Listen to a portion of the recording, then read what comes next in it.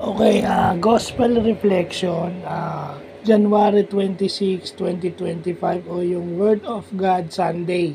Dahil itong week na to, National Bibles Week.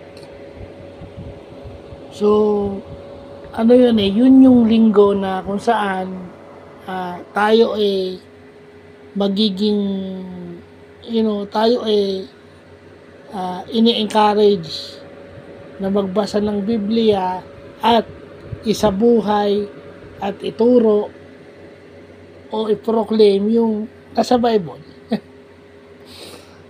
Ang hirap kasi sa atin minsan kahit kabisado natin yung kapitulo, yung kung anong gospel yung kung Mark, Mark, Luke, John, at saka Matthew. Yung apat na gospels, alam natin yung kapitulo, versikulo, alam natin yan. Pero sinasabuhay ba natin? Di ba? Kaya nga ako minsan naiinis kabisado yung buong Biblia from Old Testament to New Testament, pero nagre-reflect ba sa buhay niya yung Biblia? I mean, maraming tao ang naninira sa Catholic Church, pero hindi nila naiintindihan na lahat ng nasa misa is makikita sa Biblia, lalo na yung Eucharist.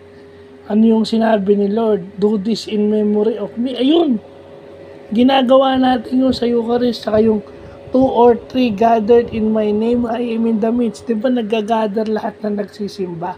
Nandun si Lord through the form of the bread and wine.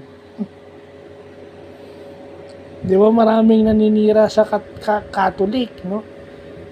Kahit yung mga sacraments is dinidispute, dinideny, nire-refute o dinideny. But the sacraments were given by the Lord Himself. Pinasa lang sa mga pare, sa mga bishops through apostolic succession. So, yun yung mga bagay na, yun yung nakakalungkot, no? At saka yung sinasabi nga ni Father Joel, yung 3 bagay ng pagkakasala. Although aaminin ko, di ba? Kaya nga yung sinabi ko dun sa FB Live ko sa Batang Quiapo, nagagalit kayo sa mga anak nyo. Nagmumura, unang-una, saan ba natutong nagmura yan? Baka kayo yung nagmumura. Kasi may mga parents, okay? May mga tao kong kakilala na hindi nagmumura. Dahil ayaw nilang magaya ng mga anak nila yung pagmumura. Kaya pwede silang manita. Di ba? Yun nga yun Di ba? Ako, kanino lang ba ako nagmura? Kahit sabi mo, kasi may mga taong kahit galit na, hindi nagmumura. Di ba?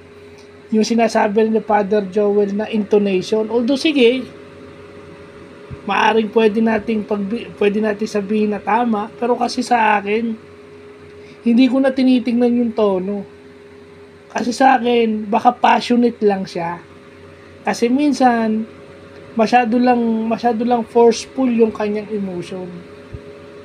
Pero ang tinitignan ko yung sinasabi.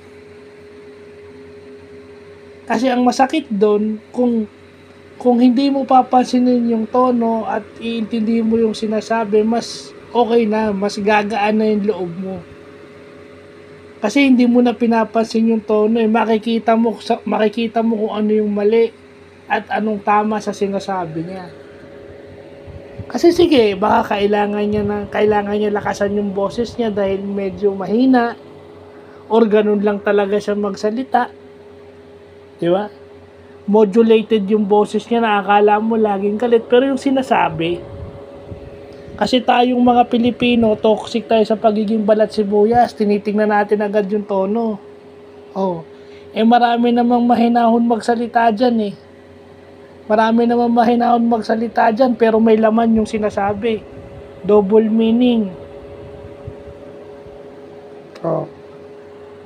At syempre, yung negative talk, yung N. Marami sa atin yan. Minsan nga, pinagkakakitaan na nga online kumikita kayo sa pribadong buhay ng ibang tao. Oh.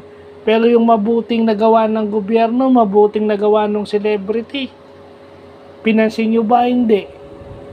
Hindi nyo bibuild up yun kasi wala eh. Mas gusto nyo yung chismis. Oh. Yun ang masakit sa atin.